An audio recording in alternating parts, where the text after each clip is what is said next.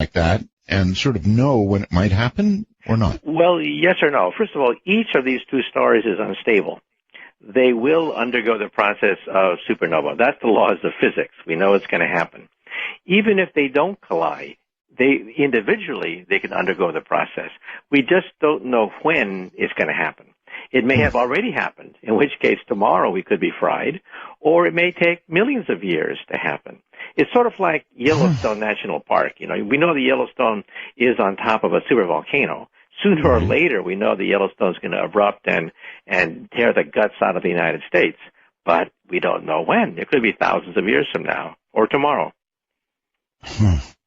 So we have to live with that uncertainty, among all the other uncertainties. All right, so you're saying that these two stars that are coming together, and we know for certain they're coming together and that it's going to happen, but we don't know when, and the fact is it could have already happened. That's right. How far, roughly, away from us are they? They are about, 8,000 light years, and so we're within the kill radius of the gamma ray burst. So a gamma ray burst, first of all, an ordinary supernova would have to be maybe within 10 light years of the Earth to cause damage. However, a gamma ray burster is the second largest explosion known to science, other than the Big Bang itself. Right. The energy output will outshine an entire galaxy. And so the energy output, you just calculate, would be enough to incinerate anything in its path for thousands of light years. And so we are in the kill zone of WR104. That's why we're tracking it. That's why we're looking at it. And that's why scientists write papers trying to estimate the angle, the angle at which the beam is going to come out when it comes out, and whether or not we are in the beam or slightly outside the beam. And this is a matter of scientific debate. And we're mostly in it. A few years ago, the thinking was that we were maybe a few degrees outside. The paper was just published saying that, no, we are smack in the middle. So it goes back and forth. But it's a decidable question. You know, the more data we get from WR104, the more data we'll be able to analyze. And there could be others. There could be other gamma ray bursters. Let's talk about the upside of this. Let's say it's already happened, and that, next year, this gamma ray burst hits us. No warning. Yeah, it's not going to be pretty pleasant. much. Well, maybe it would be. I mean, would we die slowly, or would we just blink out? It would take place over a matter of weeks. First of all, the ozone layer, which surrounds the Earth, is very sensitive to radiation. It protects us. Without the ozone layer, we would get sunburn very rapidly going outside. So if the gamma ray burst were to hit us, it would knock out maybe 50% of the ozone layer, depending upon which calculation you look at. But, if 50% of the ozone layer is knocked out, that's a huge amount of X-rays coming from the sun, just bathing all life forms on the planet Earth. Oh, my God. So it would be a slow roast.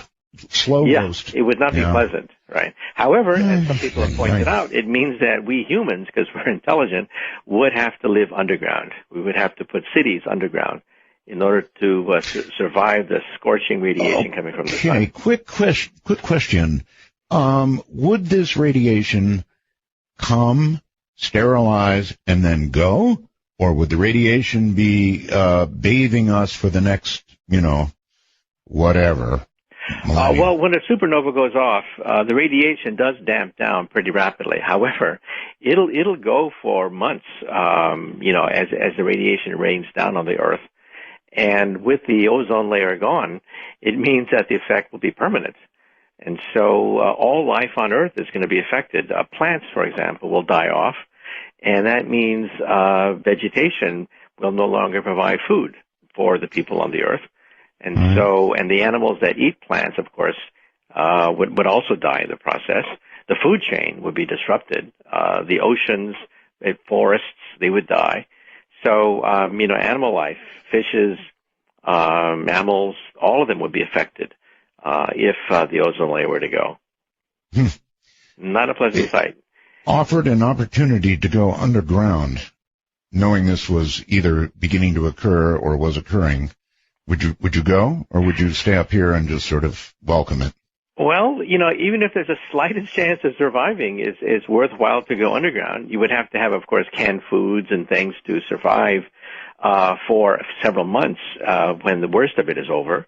But then the ozone layer is going to be permanently damaged. So life as we know it will be permanently damaged. So any big sun flare, any sort of radiation at all after that would get us. That's right. We'd be constantly bathed by intense X-rays, which would kill off vegetation, kill off animals, blind animals with eyes. It's not going to be pleasant. And so it means that the population that survived underground is going to have a food crisis. They may have to grow food underground, using hydroponics, basically to create a whole civilization underground in order to grow food that is not going to be hit with all the X-rays coming from the sun. So civilization, as we know it, would shrink enormously because we would have to create an entire agriculture underground to survive because it would be permanently too radioactive outside. That is too much X-rays bathing the surface outside. Wow, that would change everything. Even if you got underground and you were under Cincinnati or whatever. Mm-hmm. As you point out, you need food. All the green stuff would be gone. You'd need hydroponics. You'd need to plan ahead for this by years and years and years.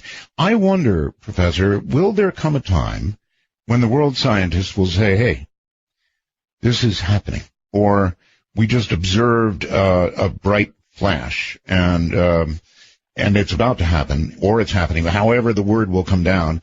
Will there come a time that people like yourself will inform governments like ours that, okay, it's sink or swim, so to speak? Well, we used to be worried about stars like Betelgeuse. That is, we used to catalog all the nearby unstable stars that are red giants that will pop and become a supernova. However, Betelgeuse is far enough away that a conventional supernova at that scale will not affect the Earth that much. It'll light up the night sky. It'll probably be as bright as the moon, but it's not going to kill the Earth with this radiation. Now, a gamma ray burst is a game changer. It's a game changer because now we're talking about, the formation of a black hole. Now we're talking about the largest energy source that we can conceive of after the Big Bang. And their kill radius can go to thousands of light years. And so all of a sudden now we're scanning the heavens to see if there are any other WR104s out there within the Milky Way. Again, Professor, you didn't answer. Now, do people like yourself talk to policymakers, top government people about, are you ever invited to lunch? Let's talk about what if. Do you ever have those conversations with government, or can you not say? Well, with something like WR104, we need to take more data. We know that we're very close to being in the gun barrel or are inside the gun barrel, but, it goes back and forth depending upon which astronomer you talk to. Yes. And so we don't want to spread panic.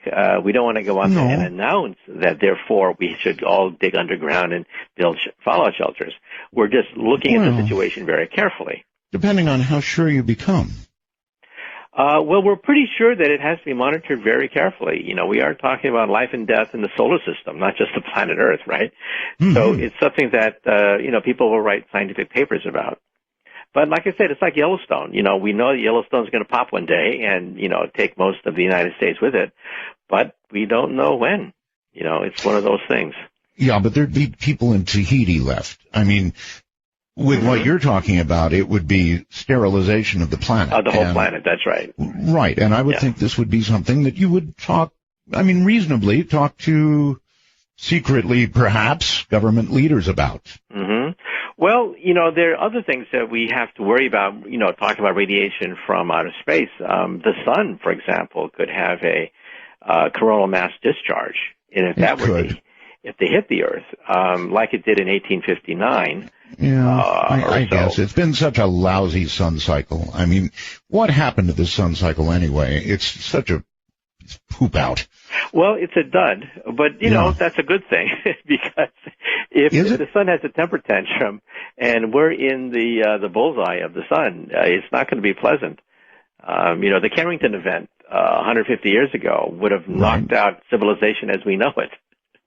But there are people who study the sun, Professor, who say that this may be the beginning of the end, and they're saying the beginning of the end of sun cycles that are active at all. What they see ahead, some are predicting no action on the sun at all, zero.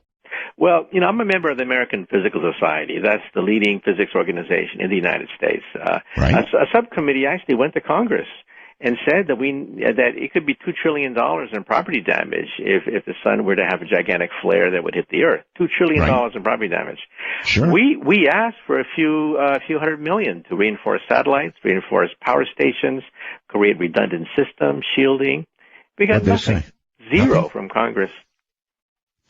Okay, so much for, talking to politicians. You get the giggle factor.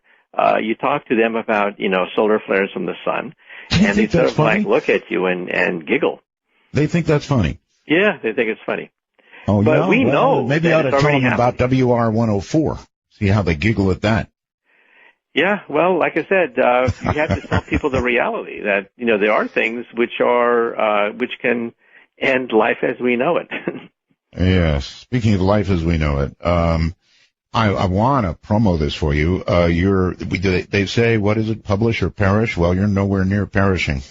You sure do publish. You got a new book coming out, right? Yeah, that's right. In February. I've always been fascinated by the mind ever since I was a child reading science fiction. Telepathy, telekinesis, uploading memories and stuff. We can begin to do these things now. It's absolutely stunning progress in neuroscience. So the new book is called Future of the Mind, coming out in February. Doubleday is the publisher. And I get a chance to, interview these people, talk to them, go to their laboratories and stuff. And it's just staggering what we can do when you connect the mind to a computer. The mind connected to a computer can now move objects around like telekinesis. Move wheelchairs, household appliances. We can move the cursor on a computer screen. Anything you can do on a computer can be done by the brain connected to a laptop computer. And so we can now even read certain thoughts. Certain thoughts can be transmitted from brain to brain. So telepathy is not totally out of the question. Why does a computer help? I mean, a little while ago you were complaining of the stupidity of computers. Yeah, computers cannot create original thoughts or learn anything. However, they're good adding machines. And what they do is they take the electrical signals of the brain, and we write a subroutine that then decodes them and translates these signals of the brain into something that's recognizable, which can then be used to drive a wheelchair, an appliance, a mechanical arm. And so people who are totally paralyzed, who are vegetables, can now live a reasonably normal life, communicating, playing video games, and interacting with the world. So we would be using a computer then as sort of a bridge to whatever we want to happen. Yeah, this is called synthetic telepathy, not the telepathy a la magicians and magic shows in Las Vegas, but using computers to decipher thoughts. In fact, we're at the verge now of being able to photograph a dream and be able to videotape a dream. Really? Already we can videotape people's thoughts so that if you're thinking about a bird or you're thinking about a car or something, we can get a computer that will MRI the brain and then reconstruct a reasonable approximation to a bird or a car or whatever you're thinking. And when you're sleeping, this machine will continue to decipher images that the brain is thinking. And I had a chance to go to Berkeley, where I got my PhD, and actually see some of these computer programs. One person was dreaming, and he was put into an MRI machine, and the computer said that he was dreaming about people's faces. It's still a crude computer program. It couldn't do any better than that. But the very fact that you can tell what a person is dreaming about is incredible, right? A little worrisome, actually. Well, I mean, are we going to get to the point where somebody's dream is going to be available to us in 1080p? Well, we have to make sure that privacy is enforced so that, you don't want other people to watch your dreams, right? You want to be able to wake up one day and watch the dream you had the previous night, not someone else. However, I would say this, yes. If you could sort of store them like on a DVR, oh, I'm all for that. I've had some doozers. Yeah, and you forget them within a few minutes after you wake up. And also there's something called lucid dreaming where you actually can control the direction of your dream. And this is now in Germany. They've actually took patients who are lucid dreamers who are conscious while they dream, and they hooked them up to an MRI machine, and sure enough, they were able to actually control their dream. Quick question for you. You're absolutely correct. We forget our dreams literally in moments from waking up unless we make some kind of really serious conscious effort to remember them and or write them down. That's the best thing to do. But we do forget them. Why is that? Well, we don't know. We don't even know why we dream. We don't know where dreams come from. But, science is getting to the point where we'll be able to photograph dreams. This is being done in Kyoto, Japan, and also Berkeley, California. And to the point where we'll be able to wake up one day and see the images that we were dreaming the previous night. The back of your brain is the visual cortex. That's where images are processed. And, MRI machines can begin to decipher the images that you see when you're conscious. But, these machines will also operate when you're asleep as well. And it will actually, construct images as you sleep. And so this could give us a whole new way of looking at the mind, the mind unleashed, basically. Yes.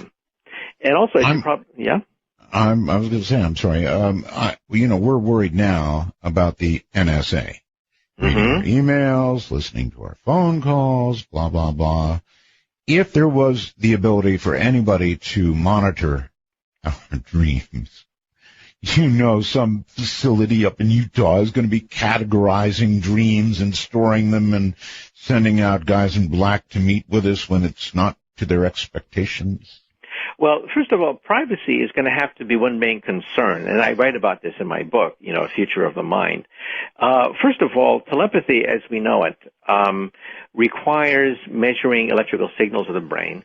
But these electrical signals damp very rapidly as you go away from the brain, much faster than ordinary radio. So it means that you're going to have to get up and close to the person in order to make any kinds of measurements. So privacy is a concern, but there are ways to shield the mind. And, somebody would have to get very close to the brain in order to be able to analyze thoughts. That means you have to have the person's permission. And so I think that privacy will be a problem. However, there are safeguards. You can shield the brain and also, make sure that people don't get close to you where they can put listening devices near your brain. And perhaps so, but I envision this day, Professor, when I don't know, somebody out there is monitoring our dreams, and one of us has a dream about, I don't know, blowing something up, something that even sounds remotely subversive or troublemaking, and then, at the door. So far, the whole privacy argument has not worked out too well, frankly. Well, governments will always try to spy as much as they can. That's why in a democracy we have to make sure that the people are aware of this and that we put a lid on it, right? Yes. And so far, the lid's off. Hopefully democracy has checks and balances, so we make sure that we don't get into a 1984 situation where we have, Big Brother watching us all the time. That's one of the advantages. The fact that the Internet, it makes information so freely available is one of the reasons why everybody knows about the problem so quickly. A lot of people would say, look, 1984 was a long time ago, brother. In other words, it's already here. Well, you see, because the Internet is out of the bag, no one can control the entire Internet, which means that as long as governments try to eavesdrop on us, there will be ways in which this will be revealed and given to the international media really quick. And so I think there are checks and balances. I mean, governments will always try to do this, right?